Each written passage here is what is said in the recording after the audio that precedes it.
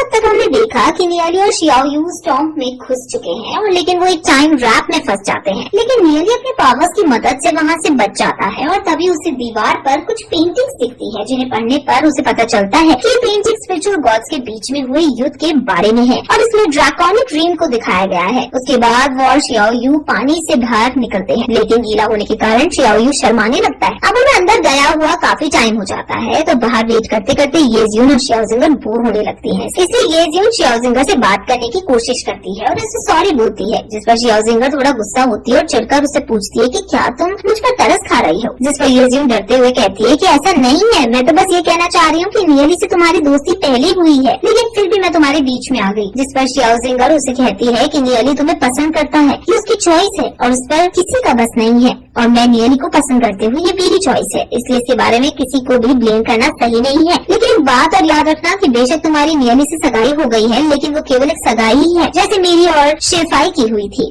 और जब तक तुम्हारी शादी नहीं हो जाती मैं हार नहीं मानूंगी और नियली के लिए तुमसे लड़ती रहूंगी। ये सुनकर येजियन थोड़ा उदास हो जाती है, लेकिन तभी वहाँ कुछ लोग आ जाते हैं और येजियन को छेड़ने लगते हैं। तब उन्हें पता चलता है कि वो लोग वूवी फैमिली से हैं और वूयू फिर से अपने आदमियों के साथ वहाँ गया है। उसके बाद वूयू शियाओजिंगर को देखते हुए कहता है कि तुम्हारे साथ ये लड़की भी बुरी नहीं है और अब हम अपना बदला लेंगे। ये सुनकर येजियन गुस्सा हो जाती है और शियाओजिंगर के आगे आकर लड़ने के लिए तैयार हो जाती है। तभी वूयू देखकर हंसने लगता है और तब हम देखते हैं कि उसके साथ उनके यंग मास्टर चियान लिंग था। तब चियान लिंग गुस्से में अपना ऑरा रिलीज करता है और उसे कहता है कि अगर तुम दोनों चुपचाप हमारे साथ चलोगी तो हम किसी को कोई नुकसान नहीं पहुंचाएंगे। अब उस ऑरा से येजियन थोड़ा डर जाती है। तब शियाओजिंगर चुपचाप येजियन से कहती है कि अभी हमारे पास शियाओयू का स्क्रूल है और अगर उसे कुछ भी नहीं होता है तो इन लोगों को मैं रोक कर रखूंगी, तुम यहाँ से भाग जाना। तब येजियन शियाओजिंगर की तरफ देखकर कहती है कि हम यहाँ साथ आए थे, इसलिए अगर हम यहाँ से जाएंगे तो साथ ही जाएंगे और अगर हम इन सबसे बचने में कामयाब रहे तो मैं चाहती हूँ कि फिर से बचपन की तरह हो जाए और फिर से दोनों एक दूसरे की अच्छी दोस्त बन जाएं हम दोनों। तब शियाओजिंगर वो गोल्डन स्क्रोल निकालती है और उन लोगों के आगे रख देती है,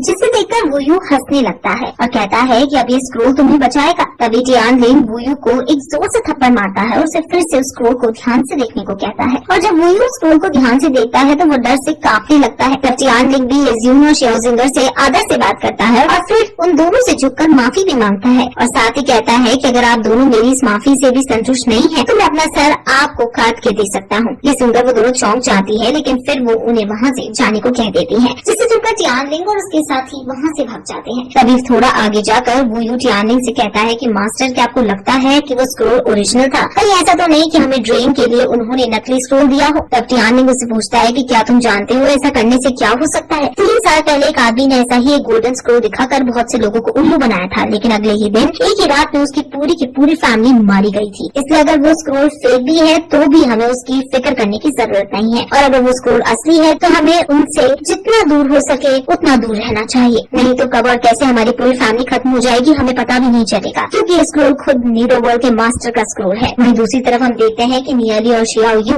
उस तालाब से बाहर आ गए हैं और नियली अपने कपड़े बदलने लगता है और वो शियाओयू से भी ऐसा करने को कहता है, लेकिन वो मना कर देता है। तब शियाओयू सोचता है कि नियली बहुत इंटेलिजेंट है, न केवल उसने गेट के रूल्स को डिकोड कर लिया बल्कि वो दीवार पर लिखी हुई पेंटिंग और उस मैसेज को भी समझ गया जिसमें लड़ाई के बारे में इसमें बताया था। तब शियाओयू नियली को बताता है कि नीडोवर्ल्ड के मास्टर जब अपना डिसाइपल चुनते हैं तो न केवल वो उसे अपनी टेक्निक्स और रिसोर्सेज देते हैं बल्कि उसे ट्रेनिंग के लिए एक जगह और भेजते हैं जिसका नाम डिवाइन फेदर सेक्ट है। डिवाइन फेदर सेक्ट का नाम सुनकर नियली चौंक जाता है, क्योंकि पिछले जन्म में उसका इस सेक्ट से बहुत गहरा नाता था। अब नियली को ऐसा देखकर शियाओयू उससे पूछता है कि क्या तुम इस सेक्ट के बारे में जानते हो? तभी सुनकर नियली अनजान बनने का नाटक करता है और उससे पूछता है कि ये कैसी जगह है। तब शियाओयू भी सोचने लगता है कि नियली को उस जगह के बारे में पता नहीं लग सकता और तब उसे बताता है कि वो एक बहुत अच्छी जगह है और वहाँ स्पिरिचुअल गॉड्स भी एक आम आदमी की तरह होते हैं, क्योंकि वहाँ पर उनसे भी ताकतवर कई सारे लोग हैं। वो सेक्ट ड्रैकोनिक ड्रीम्स में आता है और वहाँ पर कई सारे सेक्ट्स हैं और डेमोनिक बीस्ट भी वहाँ ग्रुप्स बना के रहते हैं। ये सब बताने के बाद शियाओयू नियली से कहता है कि क्या आप तुम नीडोवर्ल्ड मास्टर के डिसाइपल बनना चाहते हो? जिसमें नियली फिर हंसते हुए कहता है कि पहले मैं देखूंगा तो कैसे आदमी है और सिचुएशन क्या है, उसी के बाद सोचूंगा कि मुझे उनका डिसाइपल बनना है या नहीं। ये सब सुनकर शियाओयू को गुस्सा आ जाता है, वो नियली से फिर से बहस करने लगता है, लेकिन तभी कोई पीछे से उन पर अटैक कर देता है और जिससे शियाओयू उन्हें अपनी पावर से शील्ड बनाकर बचाता है। उसके बाद वो दोनों फिर से वहाँ से भागने लगते हैं और उनके पीछे कुछ शैडो हैंड हैंड पड़ जाती है और वो शैडो हैंड उनका पीछा करते हुए हंसने लगती है और कहती है कि मैंने नहीं सोचा था कि यहाँ कभी कोई आएगा भी। तभी वो हंसते हुए बताता है कि तुम सब लोग इस टॉम में मेरा खजाना लेने आए हो, लेकिन तुम्हें नहीं पता कि असल में ये टॉम नहीं बल्कि मेरी बॉडी है और अब मैं तुम सब लोगों को मारकर तुम्हारी एनर्जी से अपनी बॉडी को फिर से रिकंस्ट्रक्ट कर लूंगा। फिर वो हंसते हुए नीदरवर्ल्ड के मास्टर के लिए कहने लगती है कि मैगपाई तुम मुझे हमेशा अपनी इस फ्रेम में ही नहीं रख सकते और अब यहाँ से आजाद होकर मैं तुम्हें दिखाऊंगा कि मेरी लॉ की पावर तुमसे कहीं ज्यादा ताकतवर है। और ऐसा कहकर उन दोनों के ऊपर और भी कई सारे हाथ आकर अटैक करने लगते हैं। शियाओ उनको रोकने की कोशिश करता है लेकिन वो उसके ऊपर अटैक कर देते हैं और वो दूर जाकर गिरता है। शियाओ यू नियोली को बताता है कि किस जगह पर लॉ ऑफ डेथ बहुत ज्यादा है तो हम इससे नहीं लड़ सकते। तब नियोली कहता है कि पूरा Tom he God of death की बॉडी है तो हमें उसे डायरेक्ट लड़कर अपनी एनर्जी वेस्ट क्यों कर रहे हैं। और ऐसा कहकर वो अपने फ्रेंच पांडा टीम स्पिरिट के साथ मर्ज हो जाता है और फिर वो उस जगह पर अपने पावर से अटैक करके उस जगह को ही तबाह करने लगता है। नियोली की इतनी डिस्ट्रक्टिव पावर को देखकर शियाओ यू काफी शॉक्ड हो जाता है लेकिन नियोली को इससे कोई फर्क नहीं पड़ता और वो उस जगह को तबाह करता रहता है। फिर नियोली लास्ट में यिन यांग ब्लास्ट की पावर को 10 टाइम्स बढ़ाकर अटैक करता है जिससे वहाँ बहुत बड़ा धमाका होता है और तब उन्हें पता चलता है कि असल में वो दोनों गॉड ऑफ डेथ के दिल के पास है। उस दिल से निकली हुई वेन्स और आर्टरीज ने वहाँ कई सारे योद्धाओं को बंदी बनाकर रखा होता है और उनकी एनर्जी को अब्सॉर्ब कर रही होती है। अब नियोली और शियाओ यू को वहाँ देखकर वो दिल